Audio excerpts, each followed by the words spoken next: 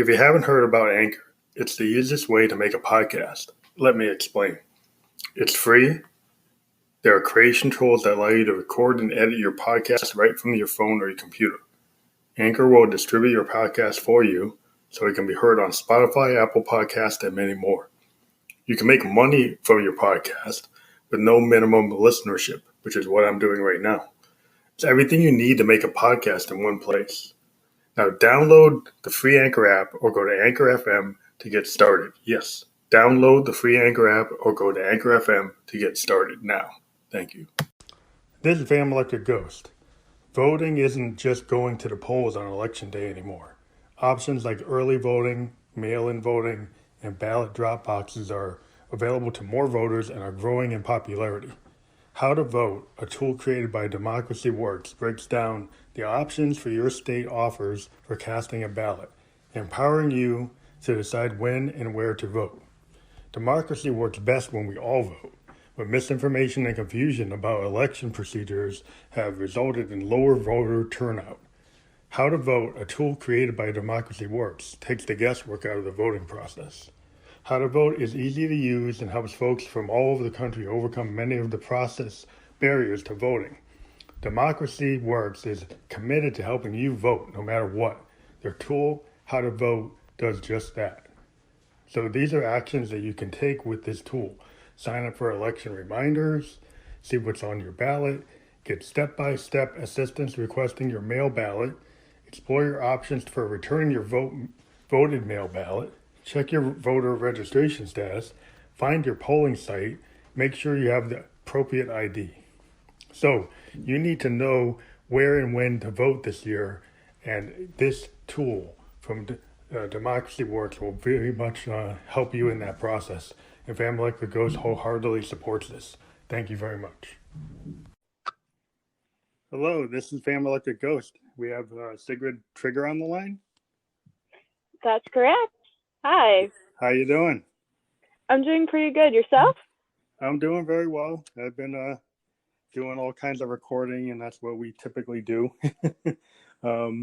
But yeah, we have fun in our studio, and we like to interview indie artists from around the world. And so we appreciate you coming on with Flower of Life Artworks. And No, I appreciate you guys having me. Well, it's cool because we think we started doing this podcast to kind of shine a light on independent creative people from multiple art forms. And you're the second artist we've had come on. We've talked to actors and producers and all types of folks, so we're glad to have you on. Thank you. So you're an influencer, an artist, and a small business owner. Your business is an Etsy shop, Flower of Life Artworks, and we had actually done a blogger on our GoDaddy blogger page that kind of talked about each piece that you sent us. But usually when I talk to artists, I kind of go back a little bit and say, like, how did you get into the type of art that you're doing? Like, what's the story behind your what you're doing today with your art? Okay, so a bit about that. It was started out as grief, actually. I didn't really know how to explain my emotions. I'm really bad at that.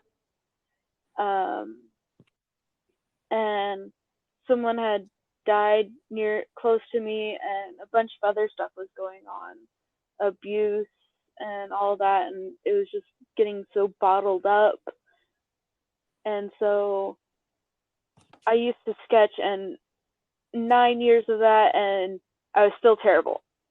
I can't sketch to save my life. Don't ask me. I will point you into the direction of another artist. I know plenty of sketchers that are amazing. I will point you to one of them. They need that commission more than me.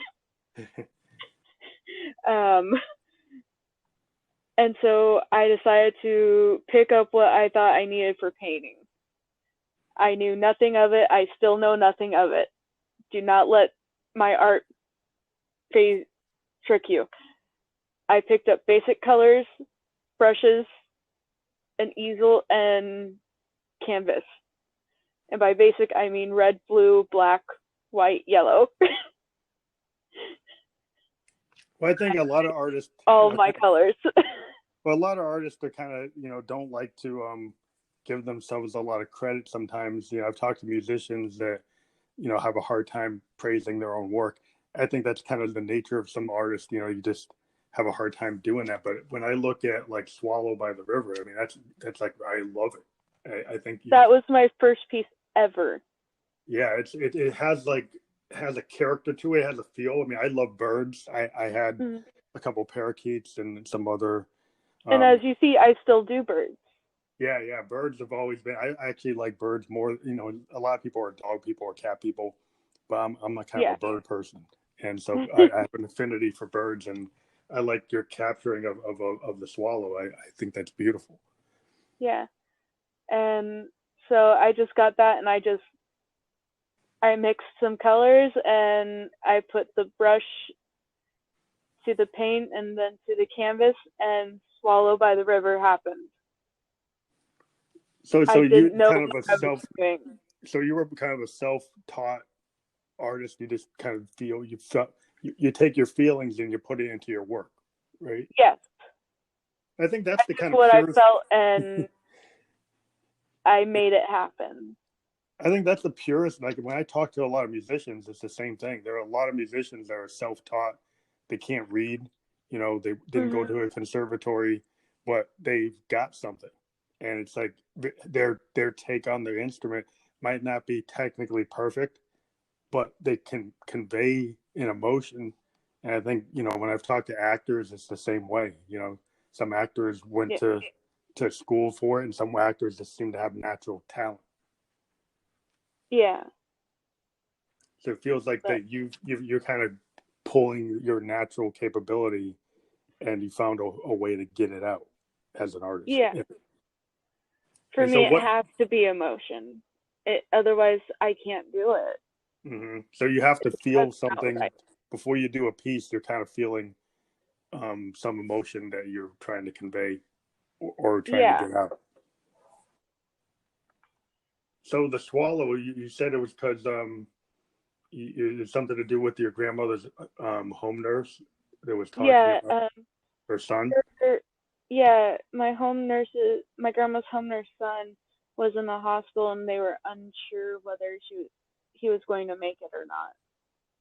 He ended up passing away a few years later, but at the time, swallows are known to carry grief and watch over loved ones. Okay, so that was the emotion behind it. So yeah, that's interesting. And then like your second piece, Unchained, again has a bird or two birds. So maybe that's you can Unchained. Yeah, Unchained. I'm kind of going through the ones you sent me and the ones I put up on the blog. Yeah. Unchained. That was me and my best friend. I didn't pick specific birds for that one. But I picked that one, as you can see, holds a lot of different colors in the background than most of my pieces. Yeah, it's kind of with a array of emotions I felt, because we had gone through a lot recently emotionally, and I wanted to just spill all of those emotions out and for him to feel them, because it's we've been through a lot and we've survived it. We can survive this. And it's there's two different keys in each other's locks. Maybe we're given keys to help each other and not help ourselves, to escape from our problems. Yeah, because the birds are flying near some shackles that are kind of broken. Yeah, and it's in the end, we've helped each other break away from our problems. No, and that's how it's always been for each other. So we trained ourselves. The type of paint, what are you doing? Like oils or watercolors or acrylics? Acrylics. Is that your primary form? Is acrylic? Yes. what made you choose that? You just like the way it worked, or you found a way to get the colors right? Um, that was the one I first started with because I was told it was easiest to cover up mistakes. And then as I practiced more, I was able to figure out colors, mixing, color blending on the canvas, and then mediums. Once you start using the mediums, everything changes. And that's what you use when you get to like heavy bodied acrylics and all that. So what kind And of so, so what kind of what kind of canvases do you use for acrylic? right What do now you? I use duck cotton stretched. It's a very low acidity cotton, and I'm pretty sure any artist listening would know what I'm talking about. Mm-hmm. But it's a cotton canvas. I would love to eventually use linen canvas, but that is too damn expensive. What would be the benefit of that? Does it bring something else out? It's a finer quality, and I like to put quality above all else in my products. So if I could put quality into it, that would be perfect. It's like just like eventually I want to be able to stretch my canvas one day, because then I can guarantee the quality of what I'm giving my customer. Do you ever kind of go big and do murals, or you stay within like this certain form here? I've never done murals before. It's something I want to like branch out and try at least once to see if it's something up my alley. I am like expanding and doing bigger and bigger pieces slowly, so that's slowly becoming something So I what do see you think? myself Yeah, doing. that's interesting because because of all the things going on today, with a lot of art kind of getting intertwined with politics and people wanting to kind of show their work to the Yeah, and world. I've done a piece called "Enough Is Enough," so So and that what are your thoughts on like digital art? Are you primarily like more of a hands-on kind of I'm very hands-on. Plus, technology technology and me don't get along, Mhm. so So you like the kind of intimacy of actually having to yes, paint and be able to mix and have yeah, the feel. yeah. I like to feel the brush in my hand and get the paint on me. It's kind of like why I wear overalls so much. Mhm. It's my uniform in a way. Well, I think it's a good way to connect. It's kind of like if you talk to a person that's a pianist or organist or somebody that plays like like an instrument, like a violin or like versus somebody who goes into like Pro Tools or like a digital audio workstation and is on a grid writing music versus a musician that's actually playing a physical instrument. There's something Mhm. about that interaction with a violin or a real piano or an Yeah. organ that's like it's more connected. You feel more organic. Like you feel like you're really zoning in on something. That's why I've talked to artists and there's a big debate in art music like, well, are producers musicians or is it really like a musician that has to play an instrument? Yeah. But it seems I that guess that'd be a different feel, I guess. yeah, I mean, it's just different ways of doing it. There's some people they can create very, you know, cohesive art with computers, Mhm. and some people that feel like I rather use a brush or I'd rather use a physical instrument to do Mhm. it. So Yeah. yeah, so Blossom's Lost. So this is you said you did this when you started um, making your Facebook page. Yeah, I had made my Facebook page and everyone was getting real bored. I had just gotten back to my hometown, well, second hometown to me, Las Vegas. And it's like, you know what? Let's do a community event that's still social distancing in a way. Mm-hmm. art at the park. So I started doing that on my Facebook page. That was a public event, and I had mostly parents with kids show up, like one or two of them, and some of my friends. And I'm there, and I'm just staring at my canvas. Mm-hmm. I have no idea what to do. I have artist block. It's Mm-hmm. like, what do I do? I get a background on there, and then I just turn around. I'm looking at the duck pond for like an half an hour, 45 minutes. Artist block still. And so I get out finally I get an idea, because I'm seeing flower petals going into the lake. It's like cherry blossoms. Cherry blossoms go with the blue and the silver background. And so I'm practicing with my heavy body acrylics because I have no idea what I'm doing with my life or my paint. And so I start practicing with texture and with the paint, watering it down and all that. And I post it on my Facebook page, and next day one of my friends is like, "Are you selling your art?" It's like, yeah, I am. Do you So want it? is that when you started to think, because your friend asked that you should actually start to sell it? The goal was to eventually sell it no matter what. But I that just kind of helped you never push felt forward. like I was good enough.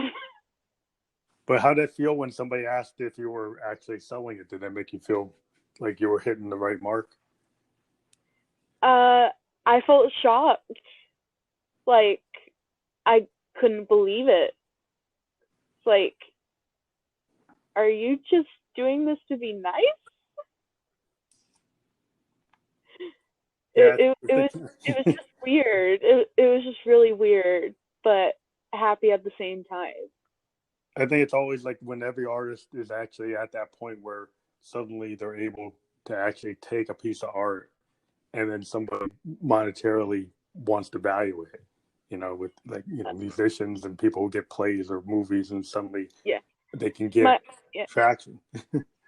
My biggest moment of that was when I finally moved out here to Detroit a few weeks ago, and someone on Etsy, a complete stranger, because my first few sales have been to friends, a complete stranger bought a piece of art. It's Yeah, like, that's when you wait, really start what? feeling good. That is when I hit the mark.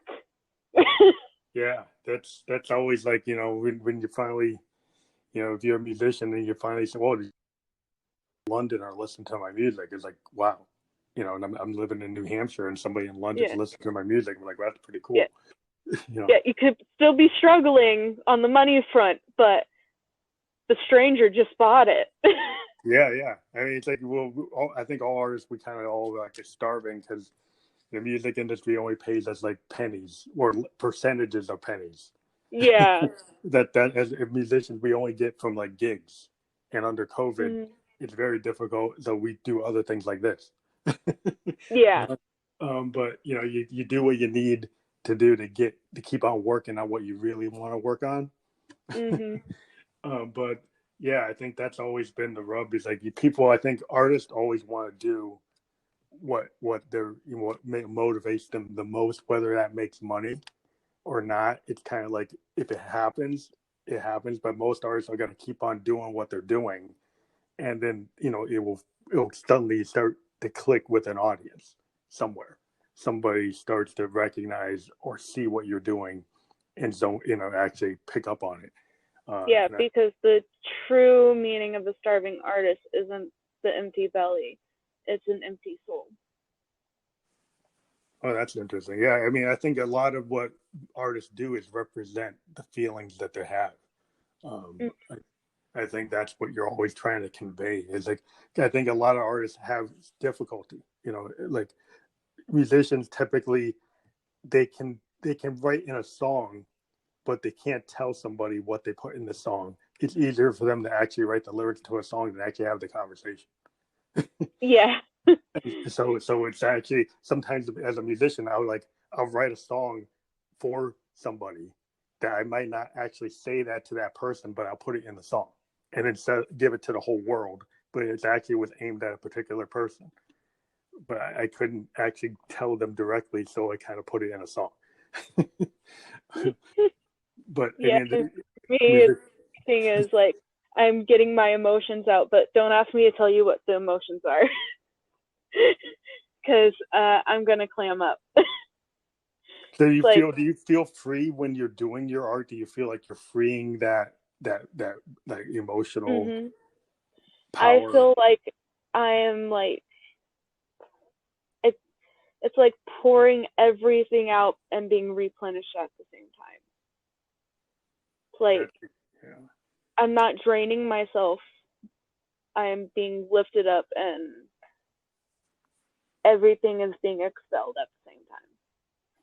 Yeah, it's It's kind of like a a catharsis. wonderful Yeah. feeling. I think it's like cathartic to do art. I think, creative people take pain and turn it into something Now, that don't get others, me wrong. yeah. I will say, "What the fuck am I doing with my life?" In the middle of a project, maybe once or twice or 5 times in a row. So don't get me wrong. It depends. Yeah, I think all artists kind of question, what they're doing sometimes, is this, you work on something and you wonder if it's going to have impact, you know, that you might be It, feeling that the at the project moment. is also just stressful sometimes. Yeah, I mean, sometimes you like to just flow, like musicians. Sometimes we can just do improvisation, and other times we try to do a well-crafted song, right? hmm So, like, if you're trying to do a well-crafted ballad, it's not exactly improvisational, right? So Yeah, you're actually trying to make a statement, and everything actually means a lot, and so you're trying to craft it. And then other times you do things that kind of off the cuff, and it just happens, and then yeah. you're like, "Wow, that just happened." And I didn't really have to think about it. It was just like there. hmm Do you find like do you have to think too much, or you don't try to think it? You just kind of let the muse take you. Um, there's been times where I don't think too much, and times where I've overthought it, and that's where I have my WTF moments. And that's really when I'm trying to do skin tones. Because skin tones, I just over stress because Mm-hmm. it's shading. It's like, okay, put put put the brush down or move on to a different section, one or the other.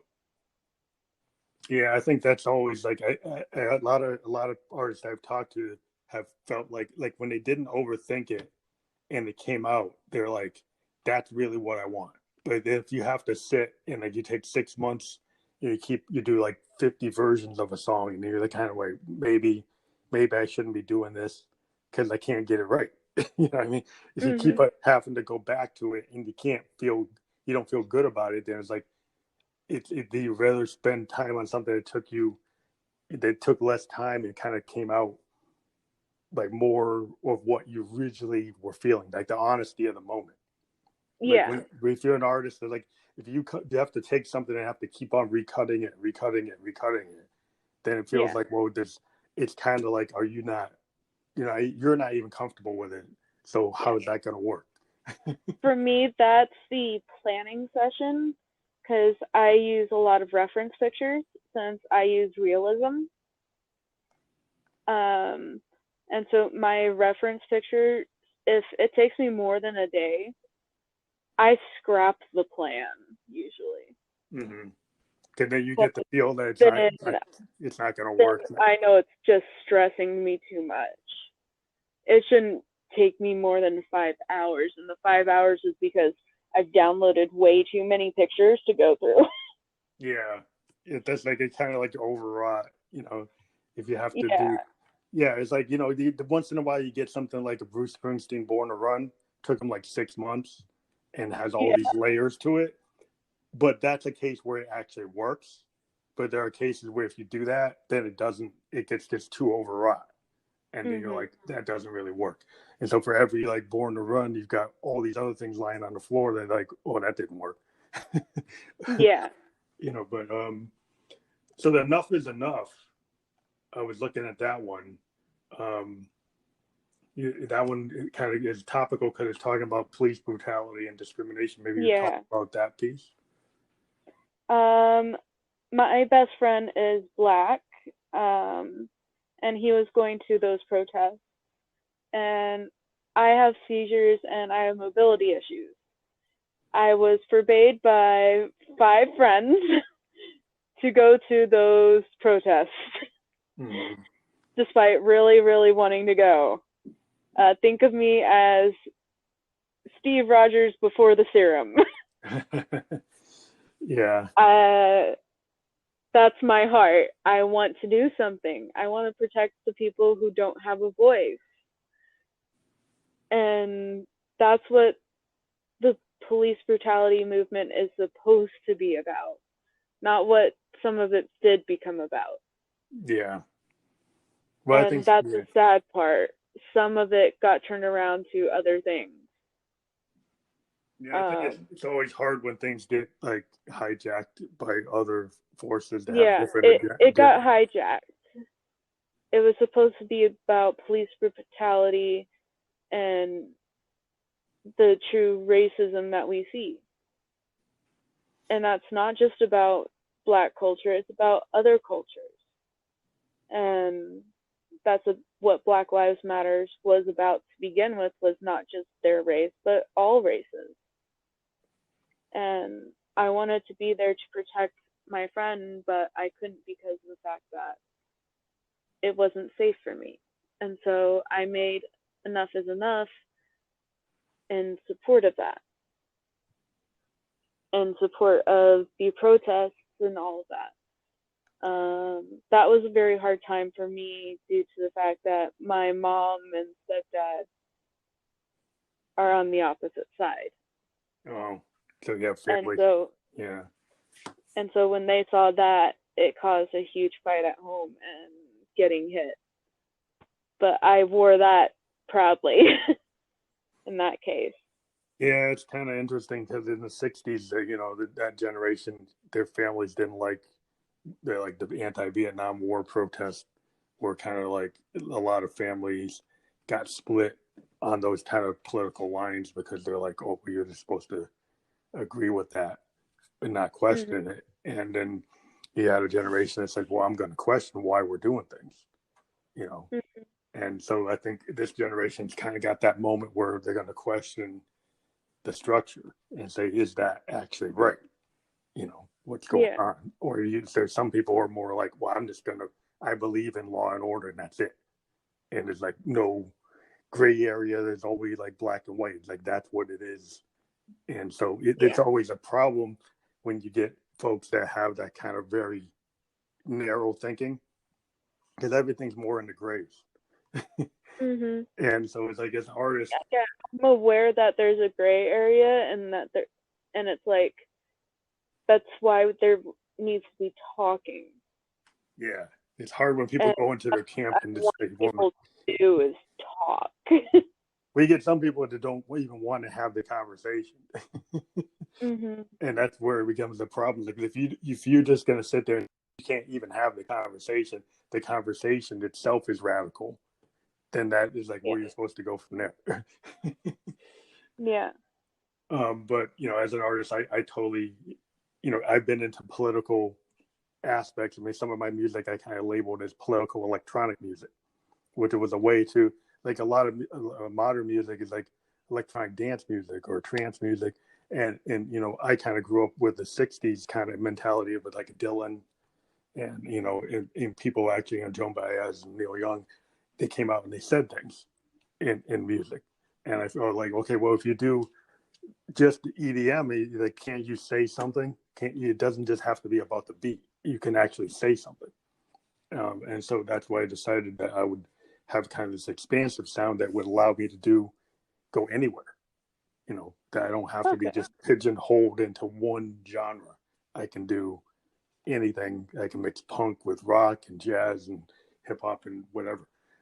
This gives Okay. you a wider palette sonically. Um, so let me talk about the Edge of Beauty. This was like your second piece, but you talk about how you undersold it. So maybe talk about that a little. Yeah, I sold it at $80 thinking it would cover shipping costs. Um, Turned out when we went to go and look at shipping, um, it covered profit costs. Mm-hmm. So that was my moment of learning, okay, I'm underselling myself. Oh, so you And had to that start I figuring need out to, the yeah, economics of what you need to do and like what are your actual, cost. I needed to learn how to value myself Yeah. as an artist. And that's when I learned that artists that make things like paintings and sketches and all that really do damage to the art community by underselling. That was Yeah. my first lesson with it. And so now I sell higher and I don't break under a certain point. I have a minimum cost now. It's like, Mhm. if you want below that, go find someone else. Yeah, I think artists have to get to the point where they feel comfortable, valuing the work they put in and actually getting, being able to make a Mm, back what more than what they put into it. In some yeah. art forms, it's kind of hard to judge that because you spend like 6 months doing a song. Well, how much time can you charge for that? Mhm. It's a Yeah. musicians we've run into a problem where our equipment is so expensive and the time it takes Yeah. and the production cost. A lot of times we don't get back what we put into Yeah. it. um, Uh, but we do it because we love to do it and we find other ways to supplement it. But it's always oh, like a yeah, I big. get it. Right now, I'm in the process of getting different types of easels and all that, and it's like I'm still in my investment period, Yeah. and it's like, oh God, I'm still in red right now. I'm not going to be making up for any of this.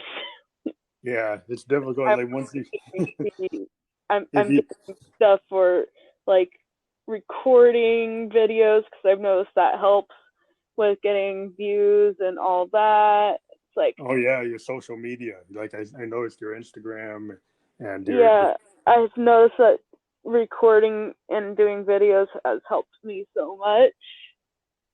What It's do you like, think about like social media, like Instagram? Do you think I have found that when I talk to musicians and artists, Instagram seems to be like the platform of choice for creatives because of the yeah, ability to do like short video and 10-minute video and that's where I upload most of my videos too. mm-hmm.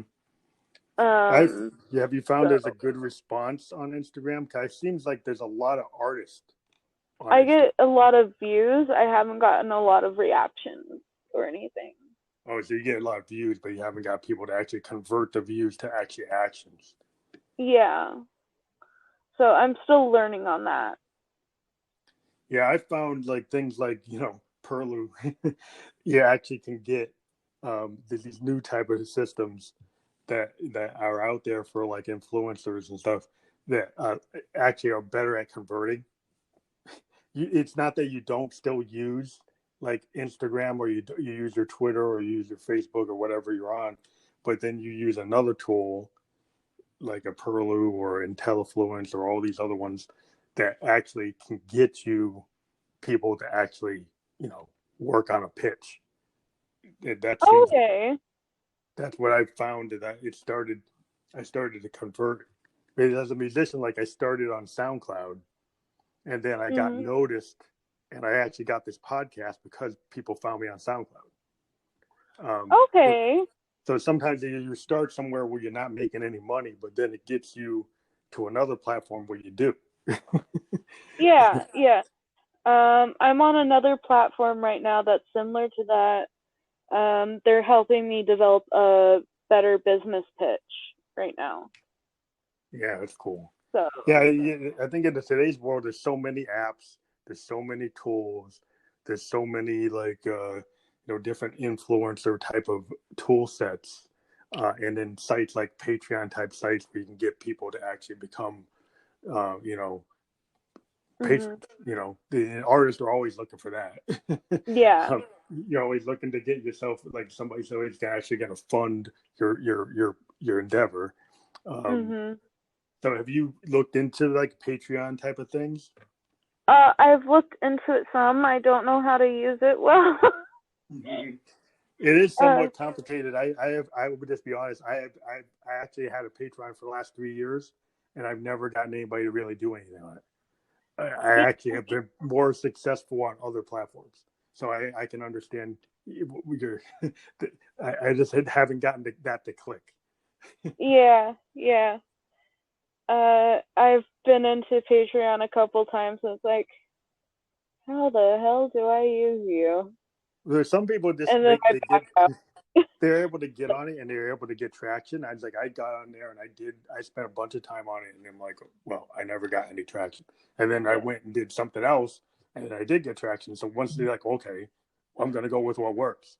you know, yeah, so you like, if it takes too long and it doesn't do anything, then not that I'm going to put them down, but I maybe don't know how to use it. So it was like, yeah, okay, I tried, but I couldn't do it. So I can get that. yeah. but, so if I move to another piece, Murdered by Love, um, this one you say was very emotionally painful, so maybe you can talk about that. Yeah. Um, so I actually went through a breakup for a moment. We ended up back together, but at the time, we broke up because we thought it was the best for each other.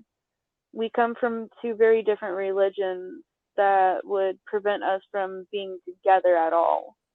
Mm-hmm. Um, like, as in, we would never be able to get married or have kids type religions.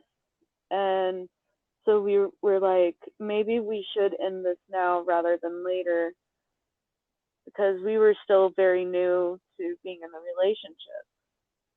And so it would hurt less if we ended it then. Because sometimes And you in your write up you talk about like you've heard of breakup songs but not breakup art, yeah, and you say you uh, didn't sleep and you relapsed hard. So it's interesting because that's like kind of a musician theme. And did you? yeah, Yeah, that's interesting. Do you tend to think of like music ideas in your art? in a way, yeah. Music used to be a big thing for me. I used to want to be a songwriter and an art and a singer. Um, but yeah, I ended up relapsing hard that same night. Um, I didn't sleep for 3 days. um, and I made that painting in that 3 days. And Mm-hmm. we got back together, and I was upfront with him that I had relapsed because I had promised myself beginning of the year, because this year I wanted to get sober and clean, that I would be honest every time I relapsed. And he said that's what he was worried about, and that we both we both felt stupid for breaking up, and that we would figure it out our way to make it work despite our religion. So, So but was it that was that the most painful painting I'd ever made, and it was the one that sold 2 weeks, 2 days in to moving here. Thank God. oh, so was it because of the people around you and your family and your friends and within your circles that you felt that they were going to prevent it, the relationship that it was like from these outside yourself that there were people in your life that weren't going to allow it. Our closeness to our own religion. Mm-hmm. We thought we would feel guilt. Oh, okay. So about how you would feel. Yeah, and we don't feel guilt. We feel it's still right. And so we believe we've made the right choice, Well, that's interesting. So even you with were able to. our connection to our God. So So did the painting help you work through that, or do you kind of life had you work through that, and the painting is part of that? I am so glad that the painting is finally sold and gone. I hid it from myself. I hated that painting. Because of the So, moment. Did it because remind? it reminded me of how much pain I was in that moment. Because it caused a 2-week relapse after that. That's interesting. So I'll talk about the next piece, the Forget Me Not. It's talking about you and your best friend got into a fight that was going to yes, potentially be the end of your friend. Is that a continuation of the previous theme or a different topic? it's from the friend that I made enough for. Okay. And Unchained. Those three are all for the same person or inspired by the same person. He's been my best friend since 2014. Mm-hmm.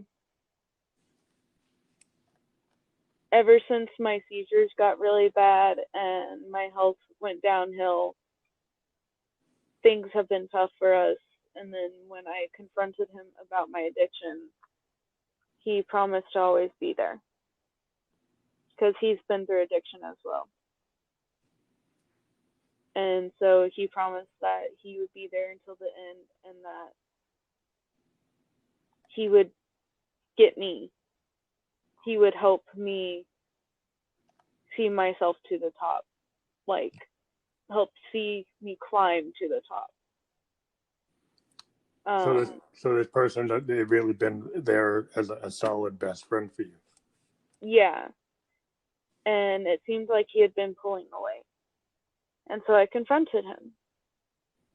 And he was making excuses and all that. And suddenly it felt like our friendship ended. And so I took my anger out on the painting. All those flowers have different meanings and all of that, like anger, betrayal, and all of that. Then the canary is meant to be like a small bit of hope left. The stairs are meant to be lost.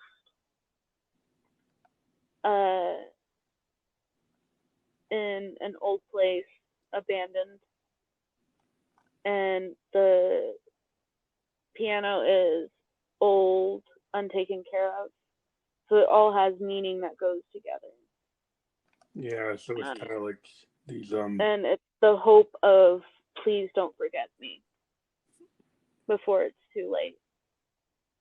Yeah, so it seems like the neglected piano is like a neglected Best friend. yeah, best friends kind of represents that. That's interesting. And the birds, like you like to have birds and flowers, Mhm. is a continuing theme in your work.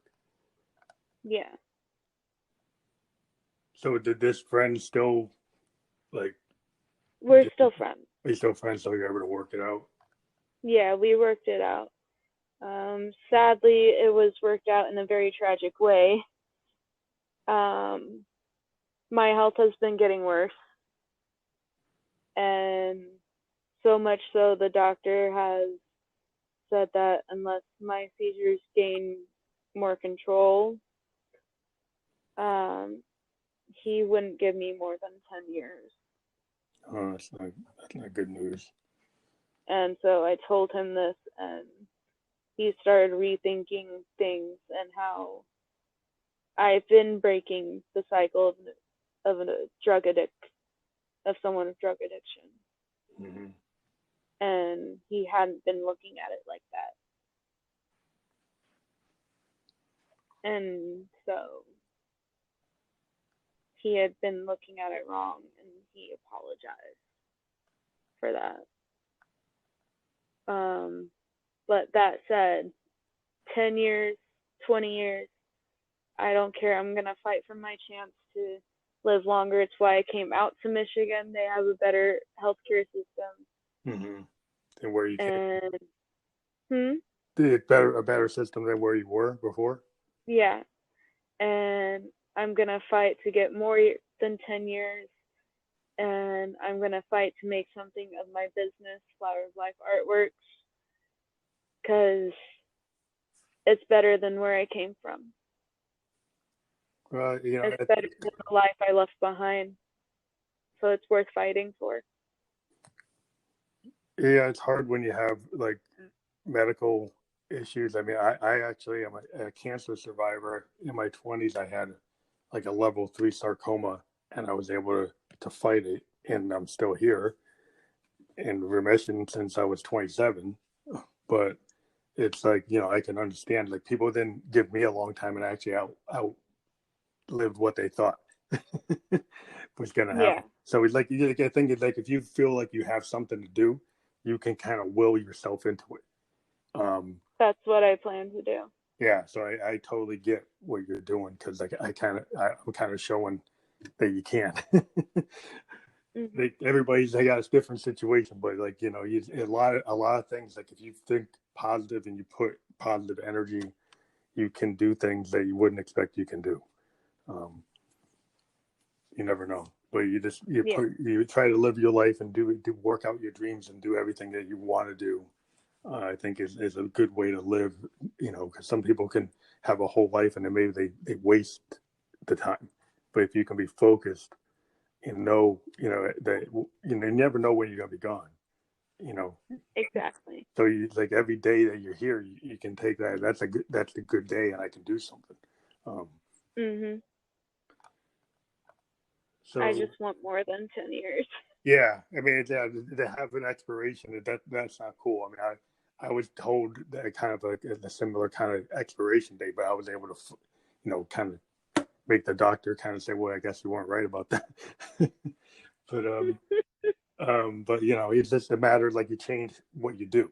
I changed how I, ate, what I did, in my personal life, and I was able to kind of do some cool stuff with the medical field. They were able to do some things for me, and you never know what happens. Mm-hmm. But you just take it every day as it comes, and you just fight. So I totally believe in fighting for, everybody's got to fight for their life in some way. Yep. So and fighting this is for my fight. Yeah, I mean, I'm rooting for you. I totally believe that people can do more. And people can give you a limitation, and then you try to exceed it. It tends to be what artists do anyway. Yeah. So fighting for control. The unfinished piece. Yeah, what were you trying to do there? So that one was originally for a that was supposed to be for a competition. Competition passed, so now it's just going to get finished regardless. Oh well. Mm-hmm. I'm fine with that. That is actually exposing me to the fullest. The lights in the background that you see and the streaks. Yeah. That's my aura I get right before a seizure. Oh. And then on top of that, you see the woman holding her head. Mm-hmm. That's what I do when I get confused about what I'm forgetting.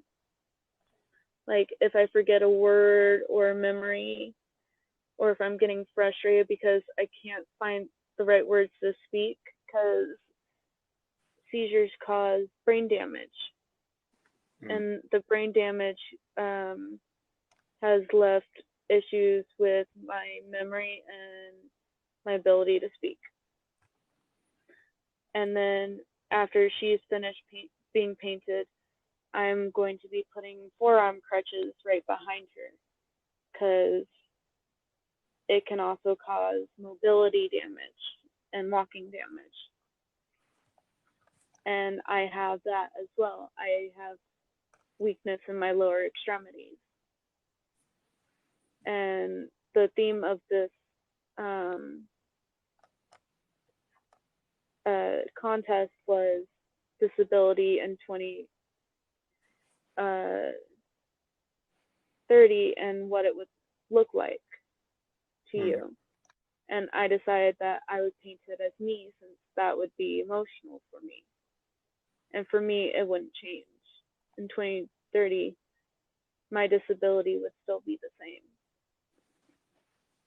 because the damage is irreversible. Yeah, so Plus, yeah. we don't know if I would be alive or not. So I wanted to paint and be vulnerable. Well, I think your work is really good at displaying, the emotional feelings that you have, and you convey it in your work, and you can feel it. So I think that you are hitting the mark with that, and I've been very impressed with everything I've seen what you're doing, and I hope we can push this out to a bigger audience to help you, get your themes across and get your work noticed. That's what I try to do with every artist I talk to, and I think it's been really great talking to you on this program. We are going to be pushing the blogger page that we built for this in this podcast. The podcast that we're doing right now is on 11 podcast platforms, including Spotify and Apple, Radio Public, Google, many, many more. And so we're going to promote this on our channel on Instagram.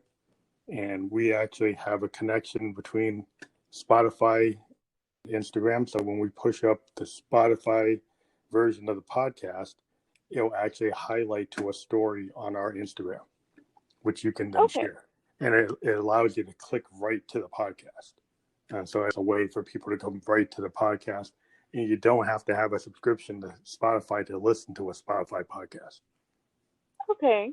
So when we put that highlight up, we'll do a story. You can do a story on your Instagram as well. It's just a way to get people to listen to the podcast and actually, not have to pay for anything to do it. Okay.